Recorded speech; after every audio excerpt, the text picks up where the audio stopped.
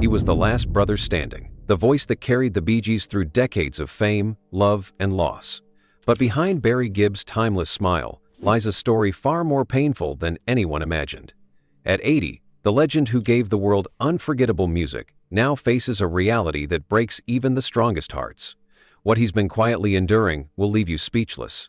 This is the side of Barry Gibb the world was never meant to see. Barry Gibb's story didn't begin with fame, applause, or flashing lights. It began with fire. When he was just a baby, barely 2 years old, a simple household accident nearly ended his life. He reached for a teapot, and in one awful instant, boiling water spilled across his tiny body. The screams filled the small house, and his mother Barbara rushed to him, burning her own hands trying to save him. His father Hugh scooped him up and ran through the streets, desperate, shouting for help. The doctors said he had minutes to live. 20, maybe less. His skin was burned, his small frame wrapped in bandages, his parents praying over him day and night. But somehow, against every prediction, he survived. When he finally came home months later, he was covered in scars, reminders of a miracle that nearly didn't happen. His mother kissed those scars every night, whispering that he was her little fighter. His father, a drummer, would tap softly on the side of his bed to lull him to sleep.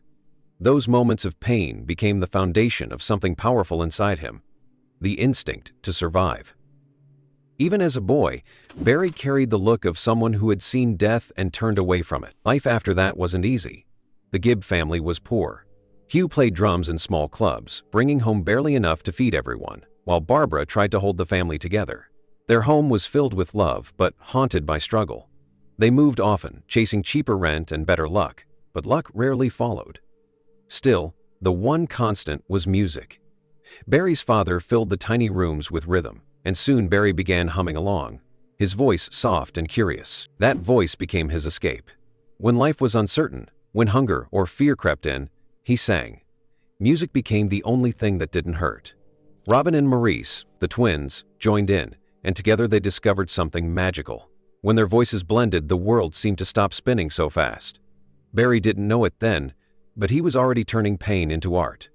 The scars on his body had become invisible strings, pulling melodies out of him. Every song he would one day write, every harmony, every aching note, was born from that first fire. From a little boy who wasn't supposed to live, but did. A child marked by pain, who grew into a man defined by endurance. Barry Gibb didn't just survive that accident, he carried it with him forever, turning it into something that would touch the world. His scars didn't break him, they built him. By the time Barry Gibb was a teenager, the scars from his childhood had faded a little, but the fire inside him had only grown stronger. Poverty had carved something deep into him, a hunger that wasn't just for food, but for more out of life. Music became the only way out, the only thing that made sense. He didn't play for fame or for money at first. He played because when he sang, the world felt bearable. When he wrote a song, the chaos around him became quiet. In those early days, Barry wasn't alone. His younger brothers, Robin and Maurice, followed him everywhere, like shadows that sang. They were still just kids when they formed their first band, the Rattlesnakes. They didn't have fancy instruments, just a cheap guitar, a few voices, and dreams far too big for their small English town. They sang Everly Brothers covers in tiny halls, sometimes for bread, sometimes just for applause. But when Barry's guitar broke, their only one, it felt like the end. They couldn't afford a new one, and for a moment, even Barry thought maybe music wasn't meant to be. But giving up was never in his blood. He rebuilt, renamed, and reimagined. Soon they were calling themselves the Bee Gees, after moving to Australia with their family in search of a better life. It wasn't glamorous. They played in open fields, at speedways, even between car races. Dust in their eyes, the smell of gasoline in the air, they sang like their lives depended on it. Because they did. That was the moment the world first began to listen. Barry, even as a teenager, had something different. His songwriting carried a depth that came from pain, from growing up poor, from almost dying as a child. His words weren't just pretty lines, they were lived experiences. By the time he was 15, he was filling notebooks with songs, pouring his soul onto paper. "I knew if I stayed in school, we'd starve," he later said. So he left school and chose music instead. The biggest gamble of his life. That gamble paid off. In the mid-60s, the Bee Gees signed with a record label in Sydney. At first, nobody took them seriously. They were just three skinny boys with strange accents. But Barry's voice, his songwriting, it couldn't be ignored forever. The brothers' harmonies started turning heads, their songs found radio airplay, and soon they were back in England with a new dream: to take on the world. When they arrived in London in 1967, things began to move fast. They met Robert Stigwood, the man who would change everything for them. He saw something special, not just in their voices, but in Barry's ability to write songs that could pierce the heart. The Bee Gees exploded onto the scene. Their first major hit, New York Mining Disaster 1941, had listeners convinced it was the Beatles. Then came To Love Somebody, Massachusetts, and Words. Suddenly, the boys who had once sung for bread were at the top of the charts. For Barry, it was like a dream, but one that came with shadows. Fame didn't heal old wounds, it only magnified them. With each success, the pressure grew. Endless tours, interviews, recording sessions. The brothers were barely in their 20s, yet they were expected to deliver hit after hit. The exhaustion started to show. The harmony that had once saved them began to crack. Robin, always the sensitive one, started to feel overshadowed by Barry. Critics and producers often saw Barry as the leader, the driving force, and though it wasn't his fault, it created tension. When the band chose Barry's song "First of May" over Robin's "Lamplight" as their next single, it broke something between them. Robin felt betrayed, invisible, like his voice no longer mattered. In 1969, Robin walked away. The Bee Gees, the very bond that had lifted them from nothing, fell apart. Barry was devastated. The group wasn't just his career, it was his family, his identity. Without his brothers, the silence was unbearable. He tried to go solo, releasing a project called The Kids No Good. The title itself said everything about how he felt. He poured his heart into it. But the world didn't listen. The album never took off, and for the first time, Barry felt failure in its rawest form. The boy who had fought through poverty, burns, and fear now faced something new: the pain of being unheard. But the story didn't end there. Time, as it often does, began to heal what fame had broken. Robin missed the music, missed the harmony, missed his brother. By 1970, the Bee Gees found their way back to each other, tentatively at first. They returned to the studio fragile but hopeful. Out of their reunion came one of the most beautiful songs of their career, "How Can You Mend a Broken Heart?" It wasn't just a song, it was a confession. It was their story set to music, about fighting, falling apart, and finding their way back again. The world loved it. The song hit #1 in the US, and the Bee Gees were reborn. But for Barry, it wasn't just about success anymore. He had learned something through all the chaos, that harmony wasn't just a sound, it was a choice. A choice to forgive, to keep creating, to keep going, even when the music almost dies. The rise of Barry Gibb and the Bee Gees wasn't just about fame, it was about endurance. Three brothers who turned every hardship into melody. Barry had spent his life transforming pain into something beautiful, and even when his family fractured, he found a way to turn that fracture into art. The rift between the brothers would never be forgotten, but neither would the music born from it. In the end, that's what defined Barry. Not the hits, not the fame, but his ability to take the deepest wounds and turn them into harmony. Every song carried a piece of his story. The scars, the love, the loss. And though the world would see him as a legend, Barry knew the truth. He wasn't just singing for the crowd. He was singing to survive. Fame gave Barry Gibb everything he had ever dreamed of: the applause, the money, the admiration of millions. But it also took almost everything that truly mattered. Behind the flashing lights and platinum records was a man who carried more loss than most people could ever imagine. What the world saw as glory often felt to Barry like survival, a slow, painful endurance that came with a heavy price. By the late 1970s, the Bee Gees were untouchable. Their songs ruled the charts, their faces filled magazine covers, and their sound, that sharp, soaring falsetto, defined an entire generation. Staying Alive, Night Fever, How Deep Is Your Love? The world couldn't get enough. But even as the spotlight grew brighter, it began to burn. Fame has a way of consuming everything around it, and for Barry, it started to eat away at his peace, his relationships, and eventually his family. The Bee Gees became symbols of disco, a movement that changed music forever. But just a few years later, it all turned against them. The disco sucks movement swept across America, and suddenly the same crowds that once danced to their songs were destroying their records in stadiums. It was like watching everything they'd built get smashed to pieces. "We went from heroes to villains overnight," Barry once said.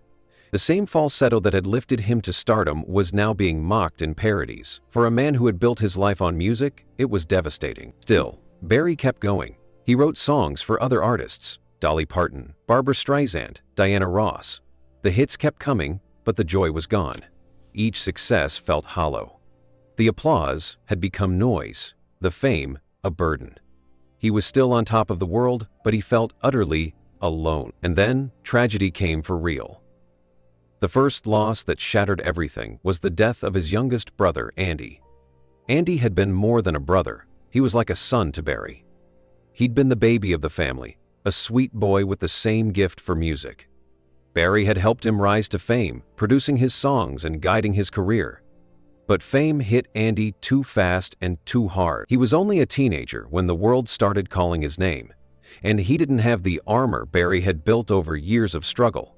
The pressure, the loneliness, the temptations, it was too much. Andy's health declined quickly, weakened by years of stress and addiction, and then, one March morning in 1988, Barry got the call no brother should ever receive. Andy was gone. Just 30 years old, his heart had given out. Barry was broken. At the funeral, surrounded by family and friends, he could barely speak. The man who could fill stadiums with his voice couldn't sing a single note that day. He just stood there, staring at his brother's coffin, as if waiting for him to wake up. "It doesn't matter how many people love you," Barry later said softly. "If you don't love yourself, it can all slip away." Andy's death left a wound that would never heal, but fate wasn't finished. In 1992, Barry lost his father, Hugh, the man who had started it all, who had taught him rhythm and kept the family alive through endless nights of drumming in cheap clubs. Losing Hugh felt like losing the ground under his feet. He had been the steady beat behind every song, the quiet strength behind every struggle. Barry said goodbye, knowing that the man who had once carried him through the streets to save his life was now gone forever. Just when he thought he had endured enough, tragedy struck again, harder than ever. In 2003, his brother Maurice, the heart and glue of the Bee Gees, suddenly died from complications after a routine surgery. One moment he was fine, the next, he was gone. Maurice was the one who had always held everyone together, the quiet peacekeeper who made sure the harmony never fell apart. Barry couldn't process it. He kept replaying the last conversation in his head, unable to believe his brother, his friend, his anchor, was truly gone. "It was so sudden I couldn't take it in," he admitted later. Maurice's death didn't just break Barry emotionally, it destroyed the Bee Gees. Without him, the magic was gone. The harmony that had once defined their lives could never sound the same again. And when Robin, the other half of Barry's musical soul, fell ill years later, Barry felt the old fear return. That cold whisper that life was coming for him again. Robin fought cancer with everything he had, but the disease was merciless. Barry stayed by his side through the final days, holding his hand, talking about their childhood, the songs they'd written, the dreams they had chased together. Sometimes he would hum a tune, waiting for Robin to join in, but the room stayed quiet. When Robin passed in 2012, Barry became the last of the brothers, the last voice in a harmony that once echoed across the world. The funeral was agony. As I started a joke, played, Barry stood motionless, his eyes locked on the coffin. His falsetto, the sound that had once electrified millions, was silent. "I'm the last man standing," he whispered in an interview not long after. To the world, it sounded like pride, but to Barry, it felt like punishment. In the years that followed, the loneliness grew. His mother, Barbara, the woman who had carried him through his first fire and kissed the scars that saved his life, also passed away. With her death, the last piece of his childhood was gone. "I feel like the last leaf on the tree," he said. Every family photo became a memory, every song a ghost. And yet, even through that unbearable silence, Barry kept living. Not because he wanted to, but because he knew his brothers would have wanted him to. He played on, sang when he could, wrote when the grief allowed it. Fame had taken his peace, but it could not take his purpose. He had lost nearly everything, but what remained was the music. The same songs that had saved him as a boy, that had carried his family from poverty to immortality. That was the price of glory. To the world, Barry Gibb was a legend, a knighted icon, the last BG. But behind the legend stood a man who had paid for every triumph with a piece of his heart. Fame fades, applause dies, but the scars stay. And yet Barry's story was never just about pain. It was about the strength to keep singing when the music should have ended. It was about survival. Quiet, raw, and real. The boy who once shouldn't have lived had outlived them all. Barry Gibb has lived through more loss than most people could imagine. He has buried 3 brothers, his parents, and countless friends. He has watched entire eras of music rise and fall. Yet through it all, through the fame, the grief, the silence, one thing has never left him: love. It is the thread that held his life together when everything else fell apart.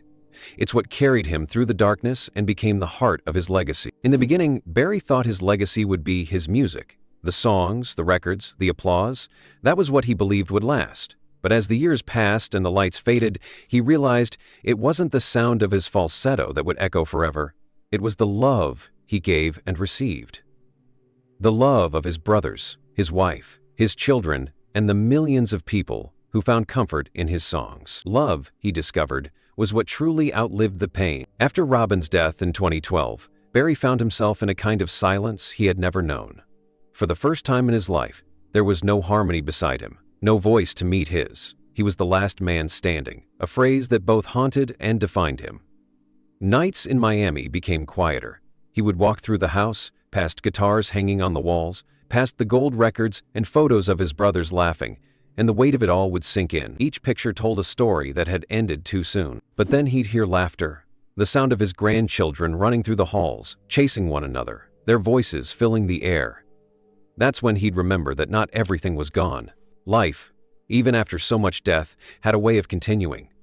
His wife, Linda, had been his anchor for more than 50 years. She had been there through every tour, every sleepless night, every loss. When Barry felt like giving up, she was the one who pulled him back. "Linda saved my life," he often said, and he meant it. Their marriage had weathered storms that would have sunk most. Fame, exhaustion, grief, none of it broke them. She stayed when the world turned cruel, when the music industry shifted, when fans disappeared and then came back decades later. Through every chapter, she was constant. Barry would often sit beside her on their veranda, guitar in hand, the ocean breeze brushing against them, and play quietly. Sometimes they didn't talk.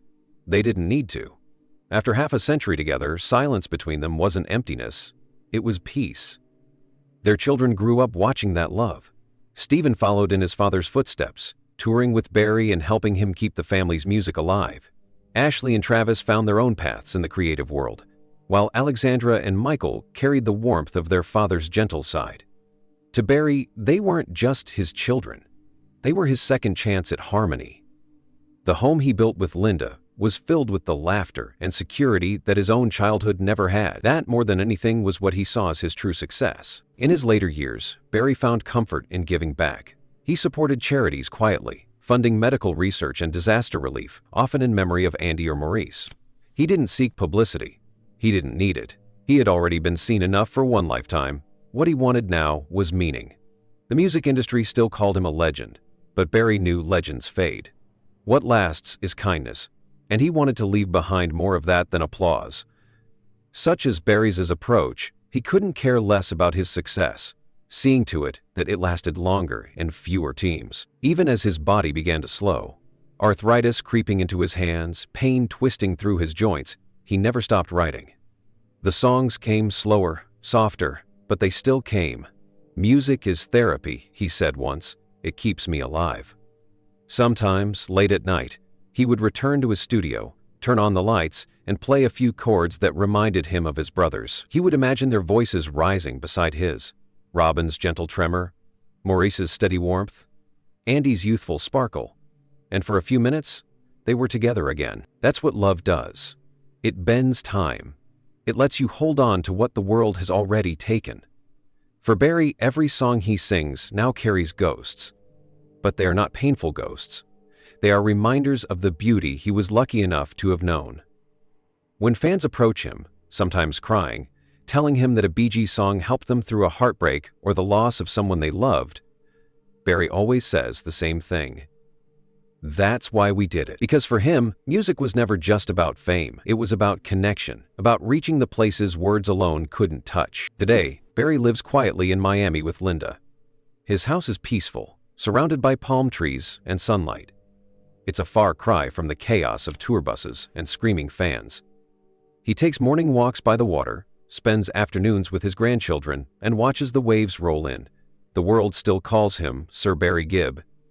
Knighted, honored, immortalized in the history of music, but in his heart, he is still just a boy who loved his family and turned pain into melody. When people talk about the Bee Gees, they talk about the music, the high notes, the disco years, the global fame. But Barry's legacy is deeper than that. It's about endurance. It's about surviving tragedy without letting it harden you. It's about carrying love through loss and finding light even when the world turns dark. Every song he ever wrote, To Love Somebody, How Deep Is Your Love, Words, Staying Alive, carries that same message beneath the rhythm, that love, in the end, is the only thing that lasts. Now, at 80, Barry knows that the applause will fade, the records will age, and the lights will dim. But when one of his songs plays somewhere in the world, at a wedding, in a car, on an old radio, the love that built it lives again. The brothers who once sang beside him live again. The family that gave everything for music lives again. That is the legacy of Barry Gibb. Not just fame, not just songs, but love that outlived the pain. Love that turns scars into music and silence into harmony. Love that continues to echo long after the final note fades.